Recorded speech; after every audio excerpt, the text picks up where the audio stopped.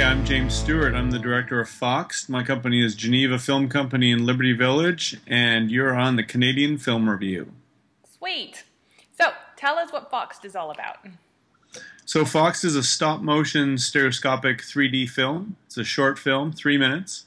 We're very excited that it's playing on the big screen. It's getting a theatrical release.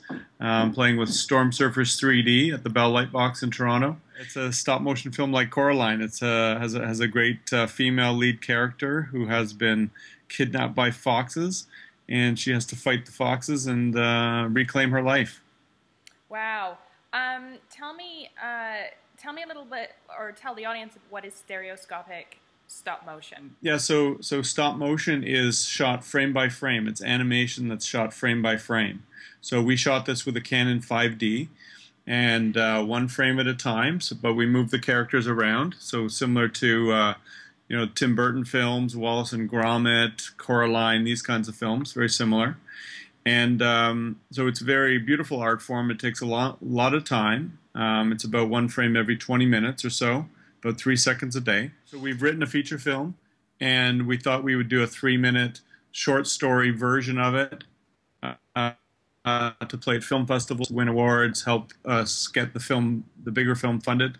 The little film is doing exactly that. It won a Golden Sheaf in Yorkton a couple of weeks ago. It's played numerous film festivals. It's going to have a good run at the film festival circuit. It played in Stuttgart and Annecy. So it's doing very, very well. It's a very, very exciting time for us. It's beautiful. It's a very visually interesting film. I have a huge, huge respect for stop motion animation because you have to be the most patient people on earth, in my opinion. There's like Mother Teresa and Gandhi, and then there's people who do stop motion. It's like you have patience beyond everybody else. How long did it take for you to make this feature, and how long do you estimate it would take to make a feature? Well, this film, we tried to contain it. We knew we didn't have a lot of time and money. Well, we had more time than money, in fact. But we got a Bravo Fact grant, nice. So we had a little bit of money. So we contained the story to a few characters, and we contained it to a few sets. So essentially, it's shot one shot at a time. So it took 52 shoot days to shoot the 3-minute film. But we would do about one shot a day. So one animator, one lighting crew, we'd do one shot, and the next day we'd do another shot. So on a feature film, you would have 30 sound stages and many animators, and you would be doing many shots at the same time. But still, a stop-motion film takes about a year to year and a half to make a feature film. And that's sort of the model with Coraline and the Aardman films and the Tim Burton films, and they're all structured the same way in terms of production. So that's what we will do as well. Now, in that thought process, do you have to be very rigid in knowing exactly where you want the story to go? Yeah, that's right. Not a lot ends up on the cutting room floor. Yeah. The way the film is produced is we wrote the story, then we recorded the voices with the actors, then we edited the storyboard to the voice, so we actually saw the film, and we could spend a lot of time editing the film to make sure it looked right. And then we start to do the animation. So by the time you're animating, you're actually animating down pretty much to the frame exactly where the cut is. We put little handles, like a half-second handle on each one, but an extra half-second is potentially an extra hour of time, so of production. So we wouldn't, there's nothing on the cutting room floor essentially. No, and you would know beforehand, like, every action and reaction of your main character, every character, I'm assuming. Yeah, absolutely. We saw the actors do the performance. We had drawn the angles and all the camera movement. So Hitchcock once said, I've already seen the film. It's brilliant. Shooting is the boring part. Stop motion is like that sort of times 10, because we've already seen the film in running. We even had a guide music track, so we had the voices, we had the storyboards. And we knew the pacing and how the story worked out, and then shooting it is literally redoing every single shot. So there's still a lot of collaboration and creativity on the animation side, but we knew we had the film essentially. We knew the running time, we knew how it would work, how it was cut. Do you think this is more a process now of getting feature films done, and particularly in animation, that you kind of have to start? I mean, there was a great non-animated film, short film called Frost that came out on the circuit recently, and I was wondering, like, for high concept productions, is this the way to go now? You create a short, and then it gives somebody enough faith to take it on as a bigger picture. Well, I think so. I mean, it's very difficult, unfortunately, to do a short film, especially if it's animated, especially if it's stereoscopic. But for me, it was very important that we have a calling card that we could say, this is what we can do. We know we can do this film, but we have to prove it to the investors. So, we created this film. We experimented with the way we wanted to animate the film. We wanted to include 3D, stereoscopic 3D, so we shot it that way, and it does essentially prove what we were hoping to prove, which is we know how to make a film like this, and we want to tell a larger story.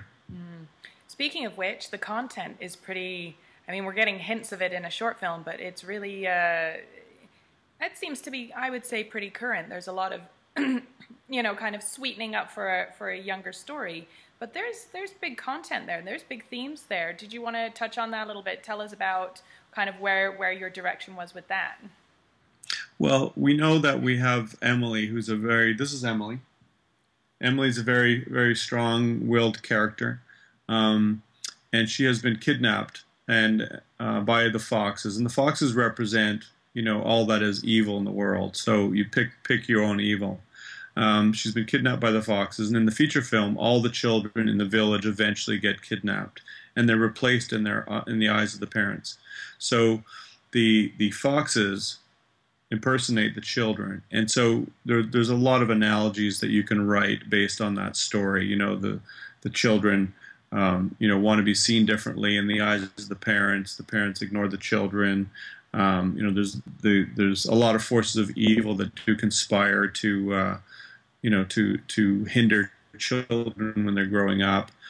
Certainly in developing countries, there is actually slave labor, so that's an analogy that's not it's pretty literal.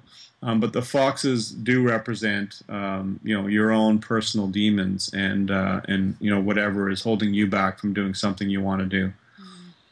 Yeah, which and in that, it reminded me a lot of Oliver Twist. There's you're following a youth story, among the less prettier parts of history, and I don't know if we touch on that enough anymore. So this is perhaps a beautiful vehicle to do it, because you're animating it, or your stop motion is less than taking an actual child, and saying, let's put them in this situation. So did you feel that was a little bit of a concept as well, is that you were kind of looking at that underbelly of the world in a similar way?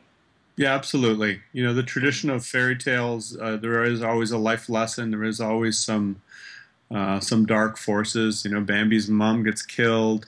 There often is death and things that are very scary, and lessons to be learned.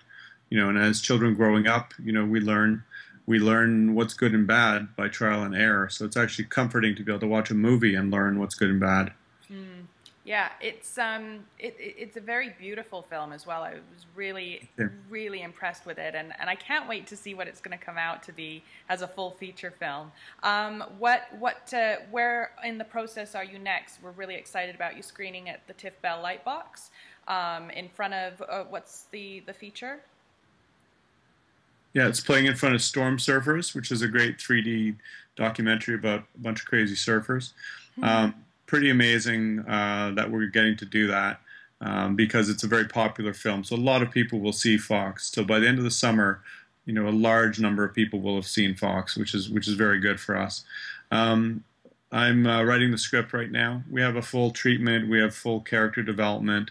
We did all that. We created puppets and sets for the short film. So we're well down the road. And I'm about halfway through writing the script. We have a full treatment, 80-page treatment. We have the characters developed. We have puppets. We have sets. We have drawings. We have storyboarded most of the film. So it's pretty exciting to be launching it this weekend at the Bell Lightbox. Where does the 3D fit in? No, it's shot like live action 3D. So we actually have normally you would have two cameras for Right. 3D. In this case, because it takes so long to do every frame, we don't need two cameras because it's a series of stills. So we have one camera that slides over and does the second shot and then slides back. Oh. And the I/O, the interocular between cameras in live action might be 5 inches. In the case of stop motion, because the sets are so small and the characters are small, the I/O, the distance between the two lenses is about 5 millimeters sometimes. Wow. So it doesn't make sense to have a big camera rig in order to get that. So we use one camera, we slide it over, and it slides back automatically. It's on a little motion control unit. Wow. It's been really great taking the film to festivals because the short is a proof of concept. We've learned a lot about the film. We know that people love Emily. They see the poster, they're really drawn to her. They love the way we've designed her. They like the story. They like the foxes. They think it's funny and quirky and a little scary. So it's been very a good run so far. Cool. Well, we wish you all the best of luck, and I cannot wait for the feature to come out. It'll be a long wait, but I cannot wait for the feature. Thank you. Hopefully we've left you wanting more. Definitely.